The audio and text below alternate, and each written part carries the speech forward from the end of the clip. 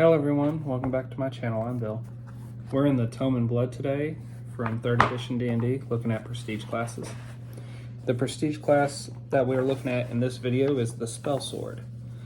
What I remember of the prestige class and what I remember playing of it, it is very akin to the magus. So if you were a magus already, this is pretty much giving you what that class would give you. So if you didn't want to play it from first level, you'd take spellcaster at a fighter level, or have defeated something with martial combat instead of using spells to meet one of the requirements, and then you'd gain this class, and then this class would allow you to wear armor without having arcane spell failure. So this is the Spell Sword. The requirements to become a spell sword: you have to have a base attack of +4. You have to have knowledge any 6 ranks. So I'd probably reduce that to 4 ranks, but 6 ranks wouldn't be bad as far as the prerequisites go to get into this. Weapon and armor proficiency: you need to be proficient in all simple martial weapons and all armor, heavy, medium, and light. Spells: ability to cast arcane spells of 2nd level or higher. Special: must have defeated a foe through force of arms alone, without recourse to spellcasting or special class abilities. The hit dice for this prestige class is a D8. The skills you gain at each level is 2 plus intelligence modifier. Other than like climb, jump, and listen, most of the skills are just spellcasting skills.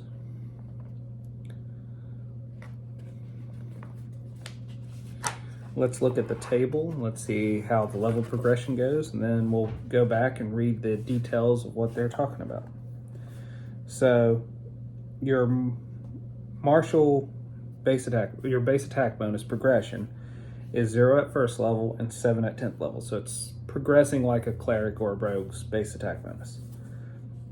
Your fortitude and will saves are your best saves. They'll start at a +2, they'll end at a +7.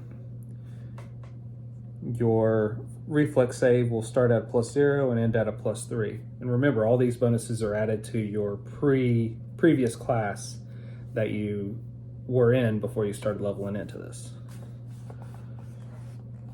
So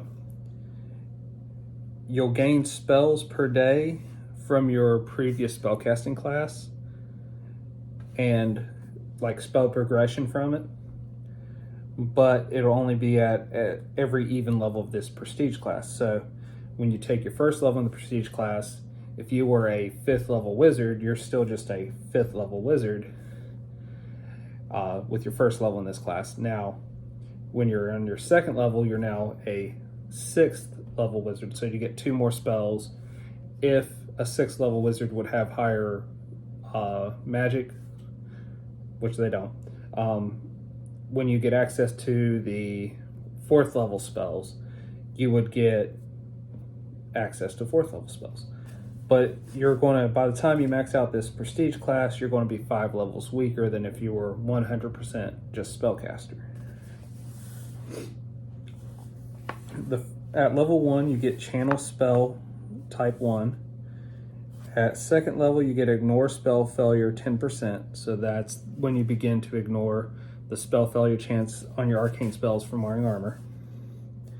At 3rd level, you get ignore spell failure chance 15%. At 4th level, you get channel spell 2. At 5th level, you get ignore spell failure 20%. At 6th level, you get spell sword cachet. At 7th level, you get ignore spell failure 25%. At 8th level, you get a bonus feat. At 9th level, you get ignore spell failure 30%. And at 10th level, you get channel spell 3. So let's go see what all that actually means. So channel spell. Once per day as a free action, the spell sword can cast a spell through her weapon, melee or ranged, as she attacks with it. This is a supernatural ability. The channel spell counts against the spell sword's normal daily limit and must specify a target. Thus, a sleep is not eligible since it does not affect a target creature. The maximum allowable spell level increases as noted below. If desired, the spell sword can cast 2 spells of 1 level lower or 3 spells of 2 levels lower. A channeled spell targets the creature hit by the spell sword's weapon, which still gets a saving throw if the spell allows one. Even if a spell can target more than one creature, channeling it through the weapon limits its effects to the single opponent attacked. If the weapon attack misses, the channeled spell is wasted.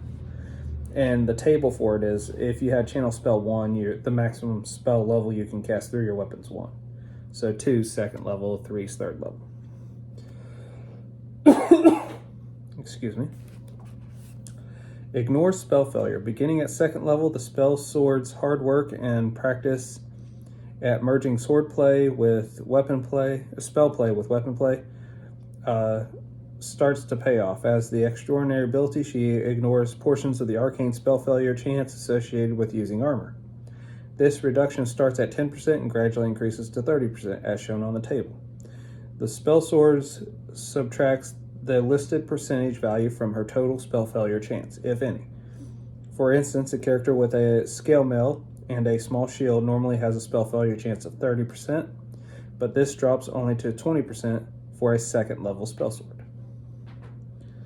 Spell sword cachet. At 6th level, the spell sword learns how to store spells up to 3rd level in her weapon. Effectively, she gains the brew potion feat using the alternative medium. All rules, XP costs, and expenses that apply to brew potion also apply to this ability, with the following exceptions.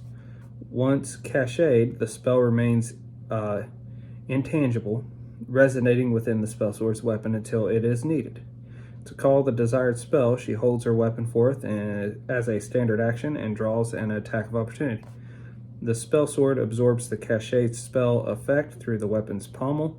By touching her weapon to another willing individual, she can confer a cached spell on the target. The spell sword can store a number of spells in her weapon equal to her level in this prestige class plus her intelligence score. Cached spells are never accidentally lost during combat. If the weapon is ever broken, all the spells cached therein are immediately ruined. Bonus feat. At 8th level, the spell sword perfects her arts, gaining a bonus feat.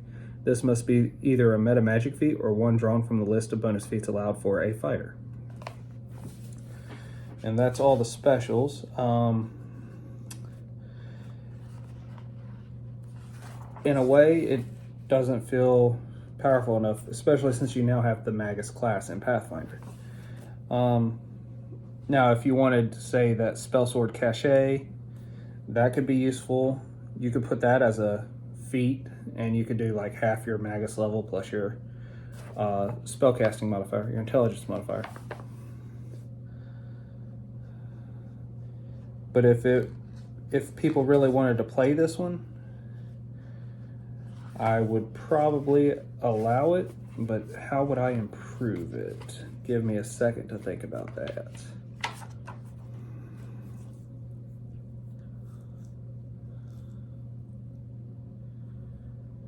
I'd probably increase channel spell.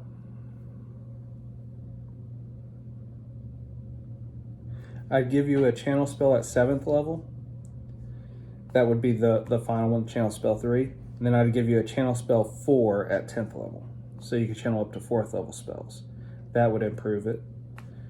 I'd probably also give you more bonus feats. Say,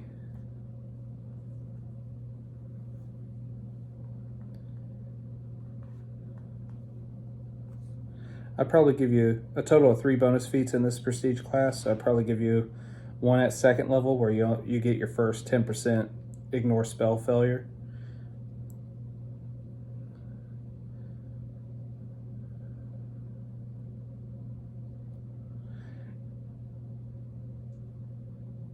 And I'd probably give you one at first level. So I give you one at first and second level to add into this to make you a little bit more potent. And it would follow the same rules as that bonus feat in the prestige class, where it has to be a meta magic feat or a fighter feat. That's all I got on this prestige class. As I was reading, if you noticed that it said brew potion would cost XP and gold, that's because in 3rd edition, when you crafted something, it did cost XP and gold. You would divide the cost of the item in half, the whole cost of the item in half. That would be the cost you needed to pay. You would divide that again in half, and one half of that was your gold pieces that you needed in materials, and then the other one you would, I think, divide it by 5, and that's how much XP you needed to spend to make that item. So the people crafting it had to burn experience points and gold to craft it. So that lowered the amount of stuff your party was willing to make, because your wizard or your cleric that's making the stuff for your party won't make enough stuff to, say, lose 2 or 3 levels experience-wise and let the party have A, really good stuff, but B, 3 levels higher than you. So that was a little control they had there.